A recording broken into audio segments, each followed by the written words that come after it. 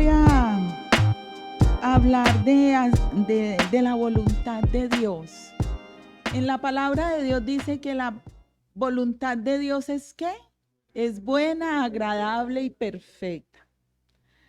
Y generalmente, y eso me encanta también de nuestra cultura religiosa, que a nosotros desde pequeños se nos enseñó a decir si Dios quiere, si Dios lo permite. Todos nosotros decimos eso, ¿cierto? Si Dios quiere, si Dios lo permite. Y eso me encanta porque eso es bíblico. Cuando uno dice si Dios quiere, si Dios lo permite, está cogiéndose a la voluntad de Él.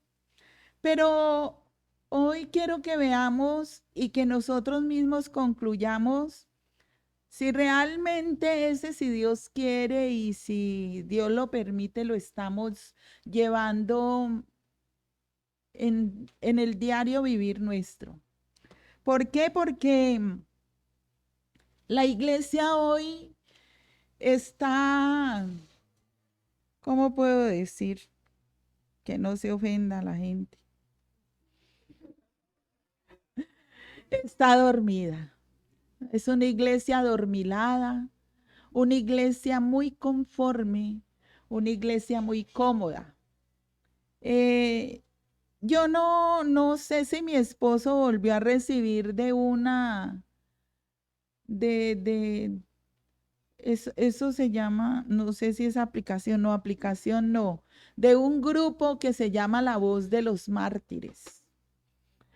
Y en La Voz de los Mártires constantemente se habla de la gente que es asesinada, de los hijos de Dios, de los cristianos que son asesinados en el mundo entero por causa de Cristo. Yo ayer en el ayuno predicaba acerca de lo importante que es uno deleitarse en la palabra de Dios, que nosotros debemos rogarle a Dios que nos conceda deleitarnos en su palabra y decirle como el salmista en el Salmo 119, 133, en 133 que dice que le enseñe a amar su palabra y que lo guarde del mal. Cuando nosotros amamos la palabra de Dios, eso nos guarda del mal. Pero en esa voluntad de Dios nosotros vivimos muy bien y estamos cómodos. Estamos en un país que aún hay libertad para acceder a la palabra de Dios en todas las versiones que usted quiera. En cualquier momento puede leerla, la tiene en el celular, la tiene en físico. Y nosotros no aprovechamos eso, no lo aprovechamos. Ahora, ¿estamos bajo la voluntad de Dios? Es la pregunta. Nosotros, ese si Dios quiere, lo decimos por decirlo, así como se nos enseñó a saludar. Vecino, buenos días, buenas tardes, ¿cómo está? Y ahora ya nosotros solo decimos buenos días, ya no preguntamos cómo está. Y si preguntamos, dejamos al vecino con la palabra en la boca porque seguimos derecho y no nos interesa cómo está. Es simplemente un formalismo. Vecino, buenos días, ¿cómo está? Y el vecino va a contestar y no ya va a la cuadra. Puede ser que eso nos esté pasando con la voluntad de Dios, que decimos si Dios quiere y entonces si Dios quiere es lo que yo hago, porque no, ni siquiera le pregunto, Señor, ¿esto es lo que tú quieres para mí? Y especialmente lo hacemos en nuestras decisiones. Tomamos decisiones y ni siquiera consultamos con Dios qué es lo que Él quiere, si es su voluntad. Entonces, vamos a leer Mateo 26, 36 al 46 y Marcos 14, del 32 al 42. Así. Jesús ora solo. Después Jesús fue con ellos a un lugar llamado Getsemaní y les dijo, siéntense aquí mientras voy allí a orar. Luego tomó a Pedro y a los dos hijos de Zebedeo con él y comenzó a sentirse triste y angustiado. Después les dijo, mi tristeza es tan grande que me siento morir.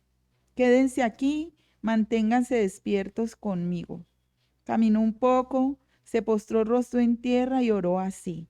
Padre mío, si es posible, no me dejes tomar esta copa. Sin embargo, no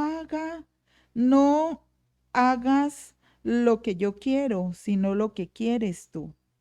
Después regresó a sus seguidores, les encontró durmiendo y le dijo a Pedro, ¿no pudieron estar despiertos conmigo por una hora? Quédense despiertos y oren para que no caigan en tentación. El espíritu está dispuesto a hacer lo correcto, pero el cuerpo es débil. Una vez más se fue y oró así. Padre mío, si es posible que me quites esta copa, haz lo que tú quieras. Entonces vino y los encontró durmiendo otra vez, porque no podían mantener los ojos abiertos. Los dejó, se fue de nuevo y empezó a orar por tercera vez, con las mismas palabras de antes. Luego volvió a donde estaban sus seguidores y les preguntó, ¿todavía están durmiendo y descansando? Pues llegó el momento en el que el Hijo del Hombre será entregado en manos de pecadores. Levántense y vámonos. Miren, aquí está el que me va a traicionar. Y dice en Marcos 14, ¿no? Marcos 14, desde el 32.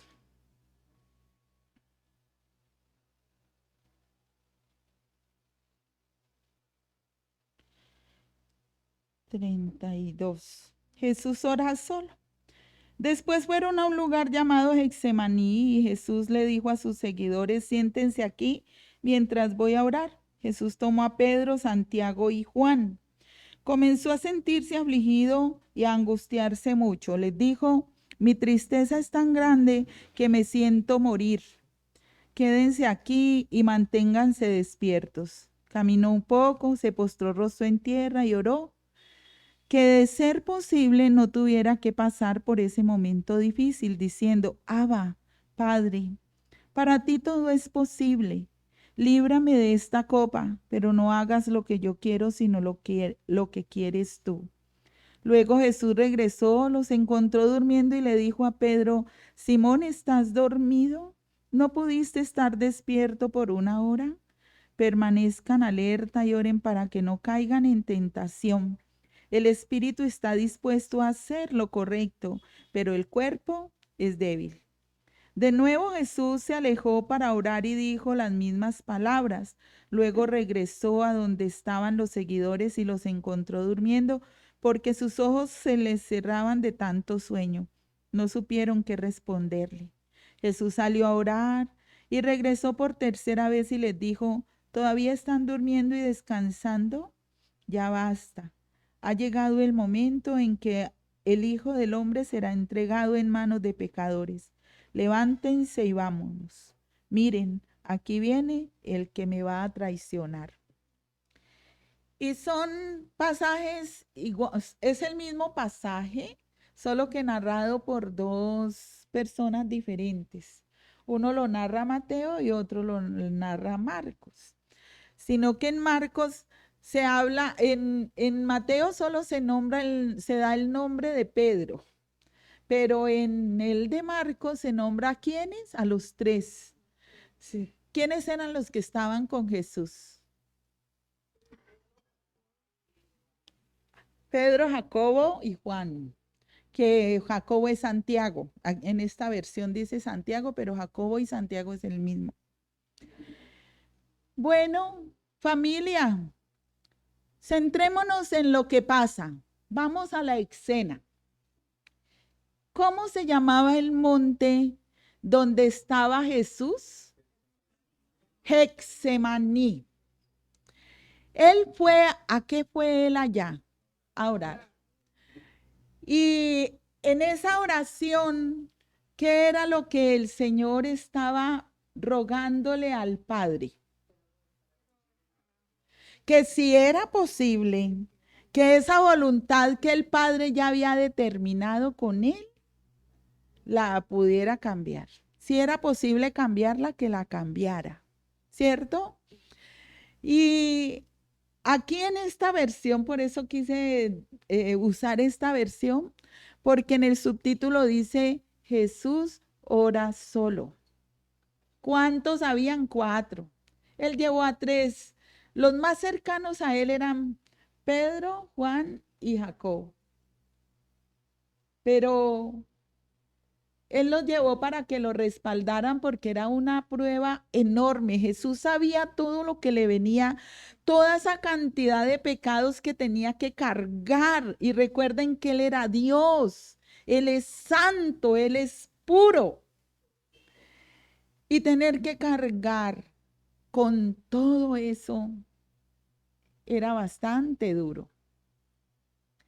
A ninguno de nosotros nos ha pasado ese sufrimiento que el Señor tuvo, ni hemos tenido que llevar esa cruz que llevó.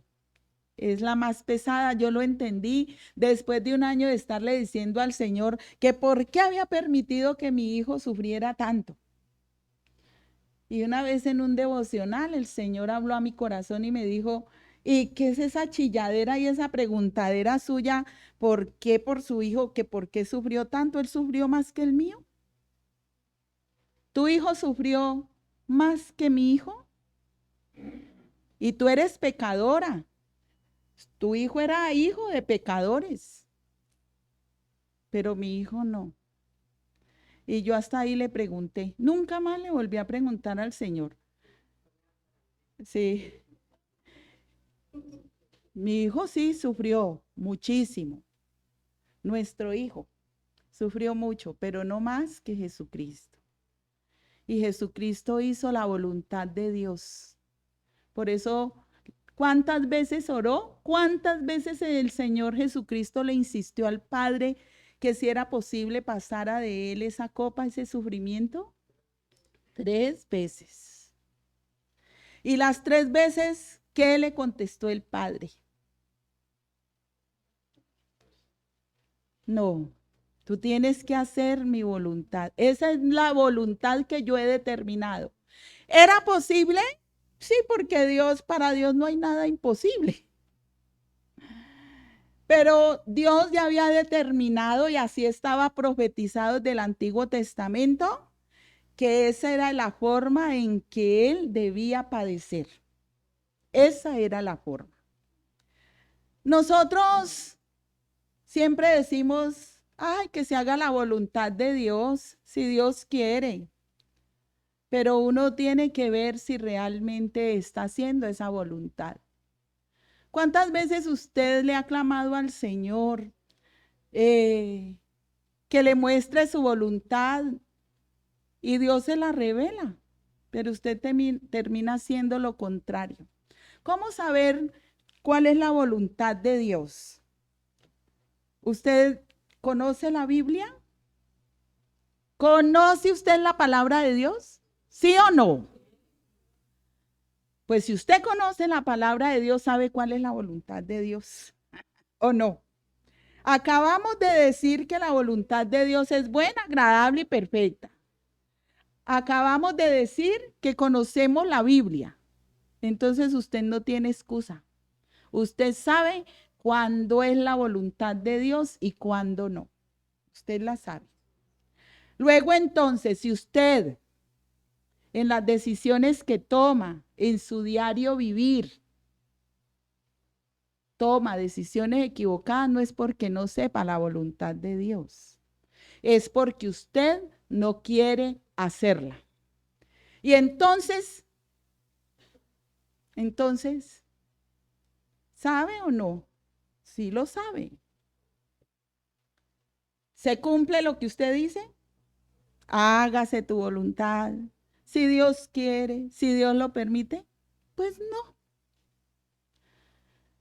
Dios lo permite, usted toma su decisión equivocada, Dios lo permite en esa voluntad de Él. Ahí, en ese tipo de voluntad de Dios, que Él permite las cosas, no porque Él las quiera, porque Él ya ha establecido su palabra. En su palabra dice que es bueno, en su palabra dice que es malo, y usted sabe lo que es bueno y usted sabe lo que es malo. Cuando usted toma una decisión equivocada, cuando toma una mala decisión, usted va a recibir unas consecuencias. ¿Dios quería que recibiera esas consecuencias? No, porque los pensamientos de Dios para nosotros son de paz y no de mal. Dios no es un Dios que se complace en castigarnos, Dios no es un Dios que se complace en la maldad. Él no quiere darnos suerte, no. Él lo que quiere darnos es una vida abundante. Él quiere que lo disfrutemos a plenitud. Él en su soberanía permite muchas cosas. Miren la maldad que existe en el mundo. ¿Ustedes creen que Dios se agrada de que los niños sean maltratados, abusados? No. Que eso es lo que la gente le dice a uno, ay, si Dios existe, ¿por qué no evita, por qué permite que los niños sean violados, sean maltratados, sean asesinados? Si Dios existe, ¿por qué pasa esto? ¿Por qué pasa lo otro? Él es soberano. Y en esa soberanía, Él permite las cosas no porque Él las quiera, sino porque el hombre tiene un libre albedrío. Ahora, el que las permita no quiere decir que las pase por alto. Tarde que temprano, toda persona que hace lo malo tiene que pagar las consecuencias. Usted haga lo bueno y recibirá bendición. Haga lo malo y recibirá ¿qué? Maldición, recibirá su castigo. Que Dios no nos paga conforme a lo que nosotros hacemos es otra cosa, porque Dios es misericordioso. Yo creo que a veces nosotros cometemos pecados que son dignos de muerte. Sin embargo, Dios, en esa misericordia suya, es compasivo, es bondadoso, generoso y no nos da conforme a lo que merecemos, no nos paga conforme a lo que merecemos. Pero, hijitos, sigamos el modelo de Jesús. Ahí está una oración, es una de las dos oraciones porque se conocen estas oraciones de Jesús. Una es de Juan 17, en la cual él ora por sus discípulos, y esta oración de Mateo 26 y Marcos 14. Él es el modelo perfecto para que nosotros lo sigamos, para que en esa obediencia que Él tuvo, nosotros también lo imitemos y obedezcamos al Padre. Esa oración era necesaria, ¿sí? Porque ahí está mostrando Jesús su humanidad. Jesús ahí está mostrando, recuerden que Dios tiene dos naturalezas. Jesús tiene dos naturalezas, naturaleza divina y naturaleza humana. Y en lo humano, Jesús sabía que era duro lo que iba a pasar con él, esa carga tan grande que tenía que soportar. Y él ya conocía a toda la gente que andaba detrás de él. Aún uno de esos que estaba con él, los más cercanos, uno de los 12, era el que lo iba a traicionar. Tanta maldad. Y él en su humanidad tener que llevarla, yo creo que en algún momento dijo, ay, pero no se lo merecen. Y tanta gente horrible, porque él sí podía ver el corazón. Tiene que haber sido muy duro y todavía lleva 3 que eran los más cercanos y se duermen. No, ahí sí estaba, era llevado, pues. Necesaria, dice, por amor a nosotros, ya que fue causada por su humillación. O kenosis, Hebreos 2:14 al 18. Todos conocerían la realidad y profundidad de su dolor En la palabra de Dios se nos recomienda orar en unidad, pero cuando no se puede, debemos dirigirnos a Dios a solas. ¿Cuántas veces uno quiere que ser rodeado de gente que lo apoye en, en su súplica? Porque a veces nosotros sentimos tanto dolor, tenemos una prueba tan grande que lo único que uno quiere es que lo ayuden, porque si uno mira ahí en los dos pasajes, él dice que siente una tristeza tan grande que se sentía morir. ¿Cuántos han tenido una tristeza así de grande, casi como sentirse morir? Yo he tenido tristezas que siento que como que se me va a parar el corazón. Dolores enormes, enormes que uno siente que llega como a la cúspide del dolor, que ya de ahí no puede haber más dolor porque ha llegado hasta el límite. Yo lo he sentido así muchas veces. Y creo que Jesús, pues no, pues yo tan limitada en mi imperfección y mi pecado, pero Jesús siendo Dios, se sintió tan triste hasta la muerte, casi se sentía morir. Era un dolor tan profundo por esa humanidad por la cual iba a morir. Ese dolor de saber que la gente no era consciente de su maldad. Eso tiene que haberle partido el alma al Señor. Y nosotros sentimos dolores grandes porque Dios lo ha permitido, sea por nuestro pecado o sea porque Él quiere probarnos nuestra fe. Porque no todos los dolores son producto de una consecuencia de una actitud equivocada, no. Eso solo lo sabe Dios. Pero familia, Él se sentía morir y quería estar rodeado. Él por eso se llevó a los más cercanos y ellos se durmieron. Es el dolor de uno tener que orar solo, porque solo uno sabe lo que le está pasando. Uno puede estar rodeado de mucha gente, pero aún así le toca estar orando solo, orando sola. ¿Persevera usted en orar? Esa es la voluntad de Dios, que oremos. Jesús dijo, no, vámonos de aquí. Ya me dio fue piedra con ustedes, vámonos. No, no.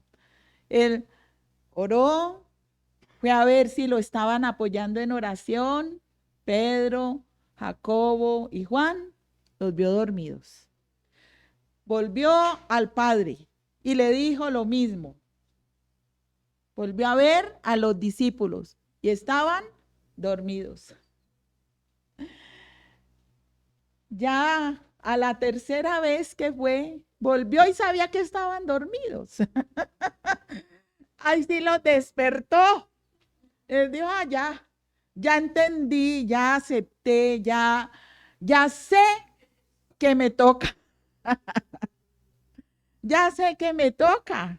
Ya mi padre me lo confirmó 3 veces. Es la voluntad de él. Allí viene el que me va a traicionar. Cuando uno ora y entiende que la voluntad de Dios es buena, agradable y perfecta, esté solo orando o acompañado, usted entiende lo que Dios quiere con usted. Pero lo importante es perseverar en orar. El Señor aquí nos da ejemplo que oró al Padre 3 veces en ese momentico. 3 veces. ¿Qué nos da eso a entender? Que nosotros debemos perseverar en la oración. Si usted va la primera vez y no es clara para usted la respuesta de Dios en cuanto a lo que tiene que hacer, ¿qué tiene que hacer? Volver. volver. En este caso, el Señor entendió rapidito la voluntad del Señor, pero si usted a las 10 veces de orar no la ha entendido, siga orando. Por supuesto, toca seguir hasta que usted tenga paz en el corazón y diga, Señor, ya entendí. Eso es lo que tú quieres. Y ahí sí va a la fija, sabiendo que Dios quiere eso. Y no hay más seguridad que la paz de Dios en el corazón nuestro, cuando uno ha entendido lo que Dios quiere con uno. Y que a pesar de que le va a costar, porque tiene que morir a usted en eso que va a decidir, usted lo hace. Ay, y el gozo de saber que el diablo estaba así como en las películas de muñequitos. Uno, aquí está el ángel y aquí está el diablo. Y el ángel le dice qué tiene que hacer. Dios le muestra a través del ángel qué debe hacer. Y el diablo, no, eso no. Pero cuando gana Dios, usted se siente re feliz. Primero porque tiene paz en el corazón, porque sabe que va a ser la voluntad de Dios buena, agradable y perfecta. Y segundo, porque no le dio el gusto al diablo, porque recibe la victoria del Señor. Ay, es hermoso, es hermoso. La oración siempre será necesaria. Para el Señor en ese momento era necesaria la oración. Esa es la última con que eh, se despide de sus tres amados hermanos, con que ora con ellos. Sí, la oración debe ser en humildad. Además de ser necesaria, debemos hacerla con humildad, de rodillas. En Lucas dice que postrados, ¿no? Vamos a ver. Caminó un poco, se postró rostro en tierra y oró. En el versículo 35. Nosotros a veces somos bastante irreverentes con Dios. Yo sé que soy súper irreverente en muchas cosas con el Señor. Nosotros somos mal educados, muy mal educados, en muchos aspectos con respecto a lo sagrado, a lo santo. Y una de esa mala educación, de esa mala costumbre es que muchas veces, pudiendo postrarnos ante la presencia de Dios, no lo hacemos. Yo generalmente en mis predicaciones y en una oración congregacional, no creo que si lo he hecho alguna vez es mucho, pero yo no le digo a la gente, párese, siéntese, arrodíllese, no. Lo dejo a voluntad de cada uno. Yo digo, vamos a orar. Pero pues es como irrelevante en cuanto a que lo hagamos congregacionalmente por la incomodidad. Pero usted a solas se arrodilla, usted se postra ante Dios. Bueno, eso es importante. Nosotros, cuando tengamos la oportunidad de hacerlo, debemos mostrar esa reverencia postrándonos ante el Señor, aunque la posición en que lo hagamos a Dios no le interesa, en la Biblia no dice en ninguna parte, porque Dios siempre va a mirar ¿qué va a mirar Dios en nosotros? El corazón. Dios siempre va a mirar las actitudes, las intenciones, las motivaciones. Eso es lo que Él mira. Pero siendo el Todopoderoso,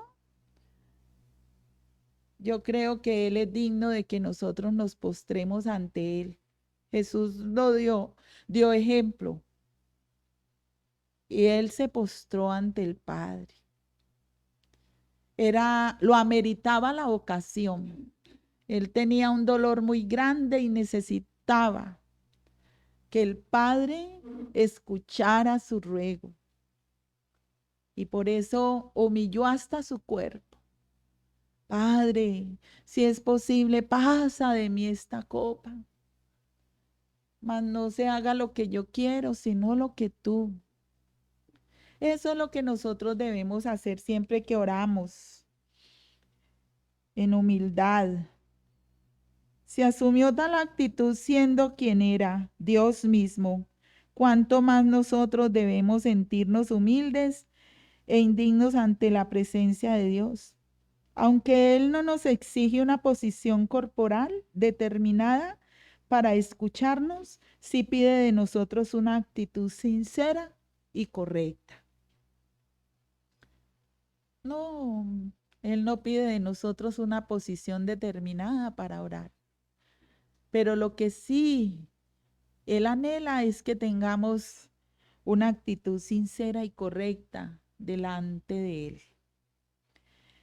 Era filial, esa oración de Jesús no solamente era necesaria, no solamente la hizo con humildad, sino que también lo hizo con mucha cercanía porque Él le dice, se dirige allí en oración al Padre, dice, Padre, ustedes y yo debemos ir así a nuestro Dios, dirigir nuestra oración a un Dios que nos ama, que es nuestro papito Dios.